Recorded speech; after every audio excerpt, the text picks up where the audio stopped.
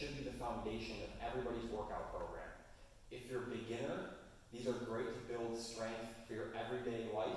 It's also going to help you build confidence when moving in the gym and even outside of the gym. If you're somebody that's more advanced, the exercise can be done in so many different variations that it's impossible not to find a challenge in some way, shape, or form. The exercise that I'm talking about is the push-up.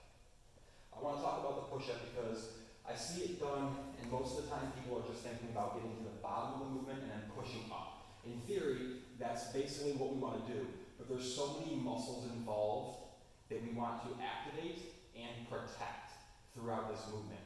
The reason we do any movement is we want it to make us feel good, and we want it to make us feel good overall outside of the gym for a long time.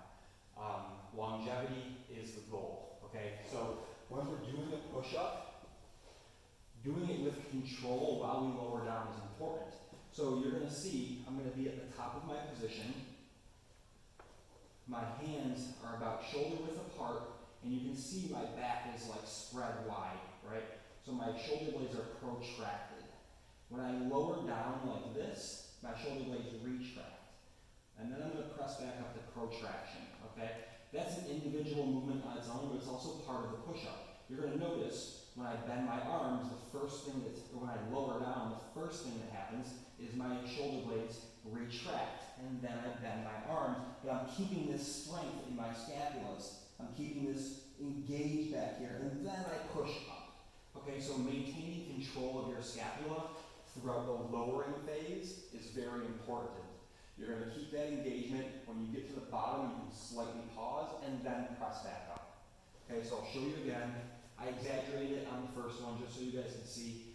This time I'm just going to do a regular push-up without the exaggeration, but the movement in the muscles is still happening. My shoulder blades are contracting, keeping them engaged and strong, and then I'm pressing back up. Okay, so the muscles in our back are what's going to help us maintain this control lowering down. And then it's going to be the muscles in front of us. It's going to be the chest, the shoulders that are going to help push back up. You can also get into the triceps a little bit with a push-up, as you know. Okay, another important piece, if not the most important piece of a push-up that I want to touch on is the elbows, the elbow position.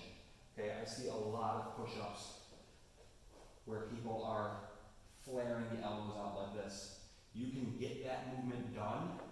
I'm not going to say you can't get to the bottom and push back up doing that, but it is going to be painful in the long run, all right? So again, we're talking longevity. We want to do things with control that help us do them for a long time. So a way we help that is A, go down to the knees and do a modified push-up. If you're off of your knees and you're doing a push-up and you cannot help for the life of you, but your arms are going out, we got to cut the leverage. Come down to your knees, make it a little bit easier, and start to think of this mind-body connection and how do we get our elbows to stay backwards. Okay, the way we do that is we think of screwing your hands into the ground. We're creating what's called torque. Okay, so I'll show you from this way. I'm not actually twisting my hands, but I'm doing a twisting motion, and I'm screwing my hands to create this torque in the floor. So both ways, my right hand I'm twisting to the right, my left hand I'm twisting to the left. This is called external rotation of your elbows. So internal rotation, external rotation is this torque that I'm talking about. This is going to allow your elbows to track behind you as opposed to on the side of you. Notice that when my elbows are internally rotated, they're actually facing that way. So when I bend my arms, which way do they go? That way. Now watch, I internally rotate. I start this movement with my elbows back. Then I keep them that way. Doesn't matter if I'm on my knees or not. My elbows stay back. Right? They don't have to be by their side. This is more of a military push-up, a tricep push-up, or even a chaturanga in yoga. But we want at least a 45-degree angle, not this like 90, which is just going to crush your shoulders. Okay? So I'm going to show you again from a couple different views. Keeping the core nice and engaged.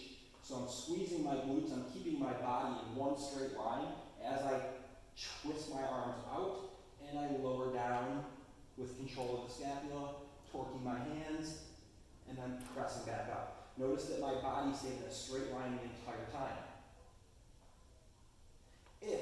you can lower down with a straight line, but when you start to push up, your hips don't really come up with you. We want to fix this, okay? We want good form. A way I suggest modifying that would be a nice strong push-up here.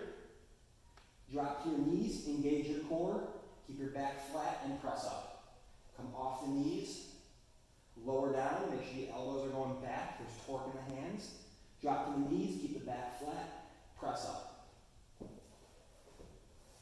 This is a technique that is extremely important to help progress your push-up to more advanced variations, as well as keep you doing them longer, healthier, and more advanced movements down the road.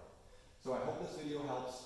Please feel free to drop me a comment, message me with any questions that you have, and visit my website for more tips like this, SyracuseFitnessCenter.com.